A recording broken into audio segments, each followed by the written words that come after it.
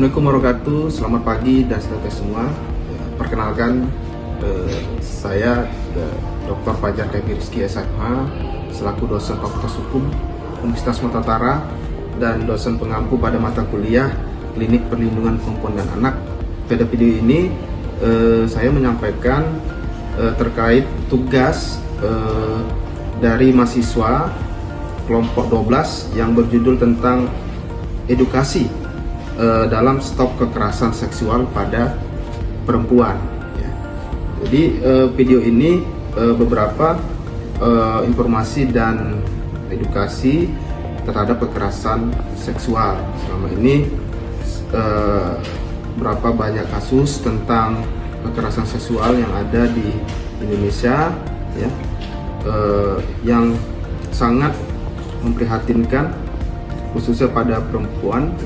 Ya, karena dalam kekerasan seksual ini memberikan dampak terhadap perempuan akibat dari nanti bisa mendapatkan, dia bisa jadi stres atau trauma terhadap kekerasan seksual yang dilakukan, dan juga dalam hal ini stop itu berarti berhenti melakukan kekerasan, harusnya dilakukan tentang pencegahan, ya, pencegahan dari kekerasan seksual itu dengan memperkuat regulasi-regulasi terkait dengan terhadap kekerasan seksual, ya, kemudian mensosialisasikan kepada masyarakat untuk bagi perempuan yang juga bagi semua kalangan masyarakat yang bagaimana supaya kekerasan seksual itu tidak akan terjadi lagi, ya. Juga timbul juga terhadap media-media elektronik atau juga selama ini video-video yang membentukkan terhadap konten video-video yang mengarah ke pornografi itu harus di stop atau dibatasi atau bisa diblokir, batasi supaya tidak ada lihat masyarakat untuk menyebabkan jadinya kekerasan seksual tersebut. Ya. Mungkin itu saja yang bisa sampaikan dalam video kita ini. Terima kasih. Assalamualaikum warahmatullahi wabarakatuh.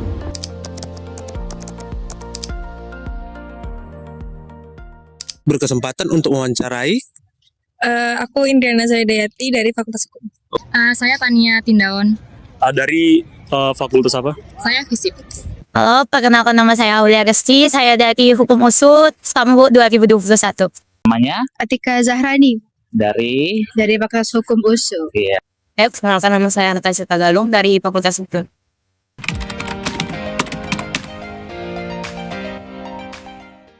Sejauh pemahaman aku mendefinisikan kekerasan seksual itu tindakan atau perilaku yang merendahkan, melecehkan, baik itu fisik maupun reproduksi seseorang. Baik, menurut pemahaman saya, kekerasan seksual itu merupakan suatu perbuatan yang merugikan si korban, maupun itu si laki-laki maupun si perempuan. Jadi biasanya perbuatan yang dilakukan dalam konteks kekerasan seksual ini seperti pelecehan, baru ada menghina, seperti itu. Kekerasan seksual menurut aku sendiri merupakan suatu tindakan yang berzina, merendahkan martabat, dan juga mendiskriminasi yang namanya baik perempuan, laki-laki, ataupun beberapa gender yang ada di dunia ini yang diakuin. Menurut aku sih kekerasan seksual itu. Jadi kekerasan seksual pada perempuan itu adalah satu tindakan di mana melecehkan dan juga menyerang baik fisik maupun non-fisik kepada perempuan. Menurut saya pelecehan seksual itu sebuah tindakan yang menyerang dan merendahkan harga diri seorang perempuan.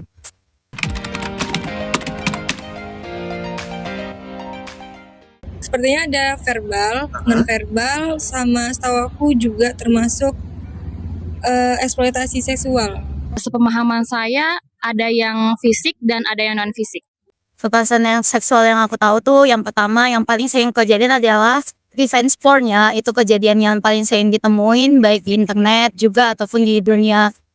Itu lebih banyak di internet sih kalau revenge porn. Yang kedua adalah seperti judul aku skripsi aku sendiri itu seks torsi, itu merupakan sebuah kekerasan seksual, dan juga seperti pelecehan-pelecehan seksual lain kayak pemerkosaan, terus ada juga catcalling, ada yang namanya pelecehan seksual di sekolah yang mungkin eh disebut pelecehan seksual secara verbal ataupun non verbal, itu sih yang aku ketahui. Setahu saya itu ada 2 jenis, yaitu kekerasan seksual secara verbal dan juga secara non verbal. Dimana kalau verbal itu kan dengan kata-kata nih, seperti misalnya kayak merendahkan si cewek ini. Lalu kalau misalnya secara fisik kan misalnya dia dipukul atau kekerasan apa kayak dianiaya atau dan lain-lain. Oke.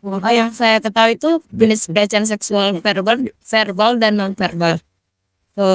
Ada yang fisik dan secara tidak langsung. Yang secara tidak langsung bisa melalui media sosial dan secara langsung bisa melalui sentuhan dan pegangan tubuh.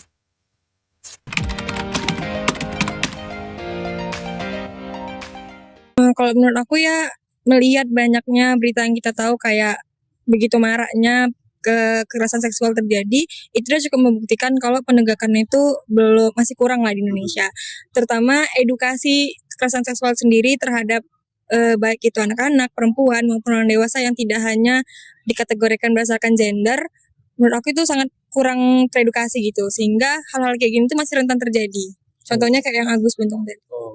Menurut saya peraturannya mungkin sudah ada. Kalau penerapannya sudah diterapkan atau tidak, itu kembali ke personal. Karena kan itu kan subjektivitas. Nggak mungkin juga kita bilangkan udah ada nih peraturan. Itu kan tergantung si orangnya. Dia udah paham belum sebenarnya perbuatannya itu bisa ditindak secara pidana ataupun bagaimana seperti itu. Jadi itu tergantung orangnya gitu. Jadi yang saya tahu itu kasus terbaru ya, yaitu kasus Agus Buntung ya, di mana itu memperkosa. Itu sangat-sangat menyakitkan hati saya gitu sebagai wanita yang nggak mengalami tapi merasakan apa yang dirasakan sama korban-korbannya. Menurut saya itu penerapan hukum yang harus dilakukan itu adalah dengan seberat-beratnya kepada si pelaku, di mana kan kalau di Indonesia itu diatur di dalam Undang-Undang Nomor 12 tahun 2022 tentang tindak pidana kekerasan seksual. Jadi saya tuh berharap banget dia tuh mendapatkan Hukuman yang hukuman setimpal. yang pokoknya hukum itu udah berat banget menurut saya. Dan juga saya ingin korban-korbannya itu kayak dilindungi dari di Komnas HAM yang perempuan dan anak. Oke, ya. Jadi menurut kakak, pandangan kakak, pelaku itu dihukum sesuai dengan hukum yang sudah berlaku lah ya, Iya. dan korban dari kekerasan seksual ini dilindungi oleh negara sesuai dengan hukum yang sudah berlaku. Iya. Menurut aku penegakan hukum kekerasan seksual di negara kita belum terlalu efektif ya, pengerjaannya, implementasinya itu belum cukup baik. Tetapi dengan adanya aturan yang diatur dalam Undang-Undang Nomor 12 tahun 2022 kalau nggak salah, Undang-Undang TPKS, tindak pidana kekerasan seksual, di dalam substansinya itu sudah bagus mengatur tentang pelecehan seksual, kekerasan seksual dan lain sebagainya, tetapi implementasinya aja yang masih belum sepenuhnya, karena kita tahu bahwasannya pelecehan seksual itu jarang orang melapor karena alasan mereka malu. Maka dari itu penerapan ini agak kurang untuk dilakukan di dunia nyata kita. Tetapi kalau misalnya secara hukumnya itu udah bagus. Sejauh pemahaman saya sampai saat ini, Undang-Undang TPKS yang sudah diterapkan dalam penjatuhan pidana terhadap pelaku pelecehan seksual secara pengadilan sudah ditegaskan. Namun pada masa sekarang yang menyebabkan banyak masyarakat melakukan pelecehan seksual disebabkan karena kurangnya efektivitas dan juga efisiensi dalam pemberian edukasi mengenai bahaya dari pelecehan seksual itu sendiri. Oleh sebab itu perlu ditekankan pendidikan pelecehan seksual, anti pelecehan seksual terhadap remaja dan pemuda-pemudi Indonesia.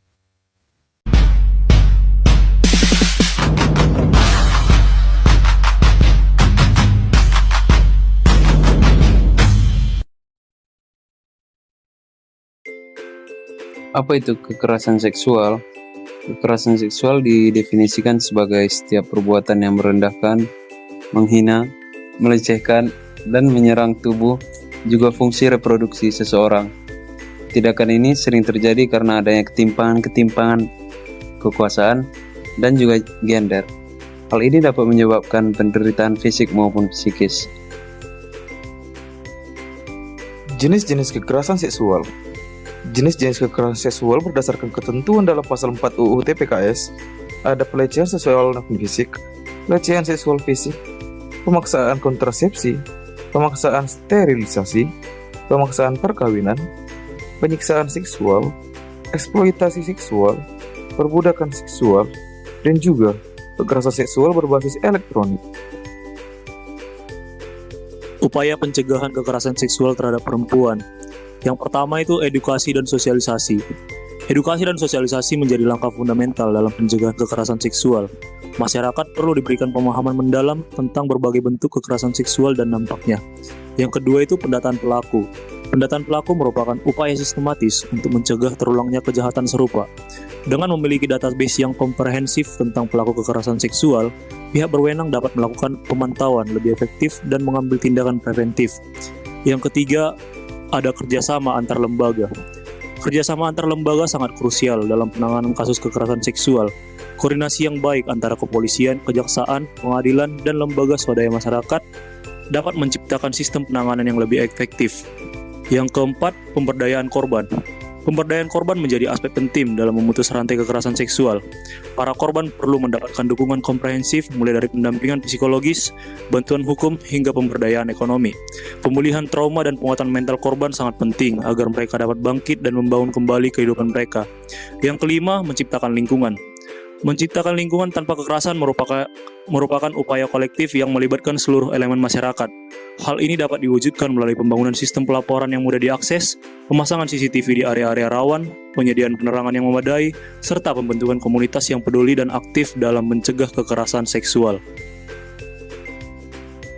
Dalam rangka mencegah maraknya tindak pidana kekerasan seksual di masyarakat, pemerintah sudah membuat suatu perundang-undangan yang berisi tentang regulasi bagaimana ataupun ketentuan-ketentuan yang mengatur tentang pemidanaan terhadap para pelaku yang melakukan tindak pidana kekerasan seksual, seperti pelecehan seksual non-fisik biasanya akan dipidana selama 9 bulan penjara dan juga dikenai denda maksimal 10 juta.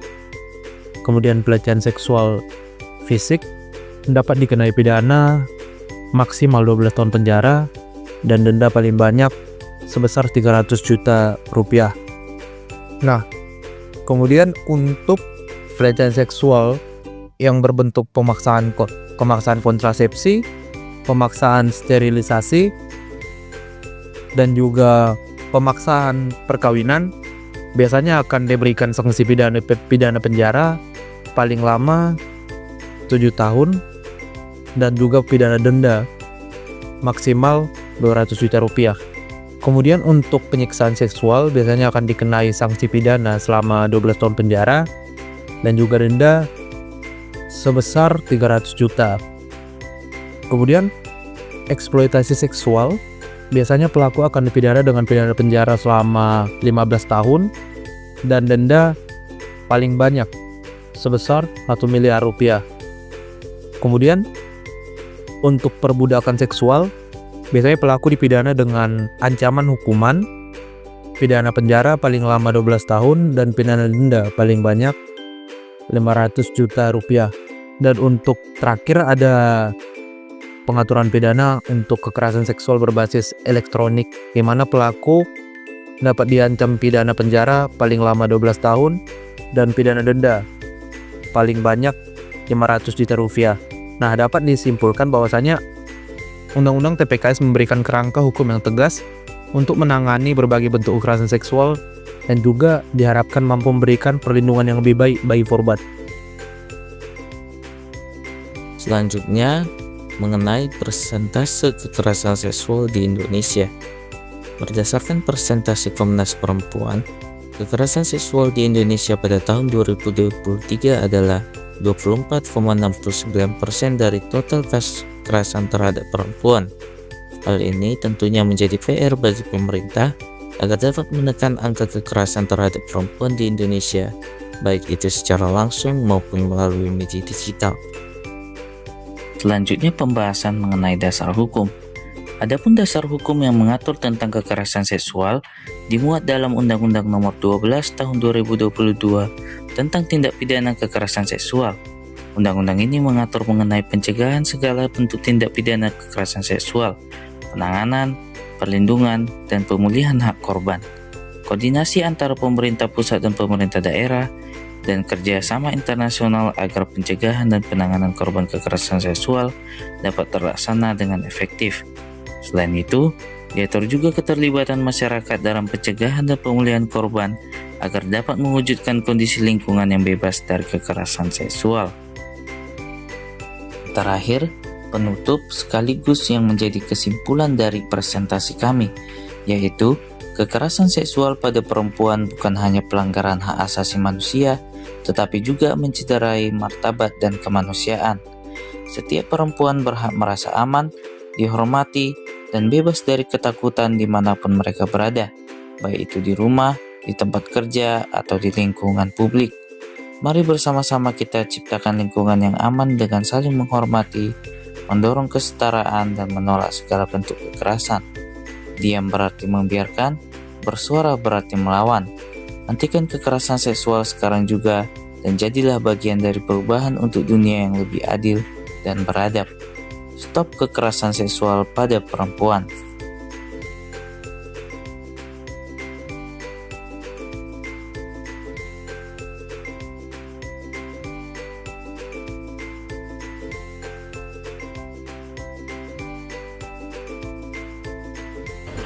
Stop kekerasan seksual pada perempuan. Yes.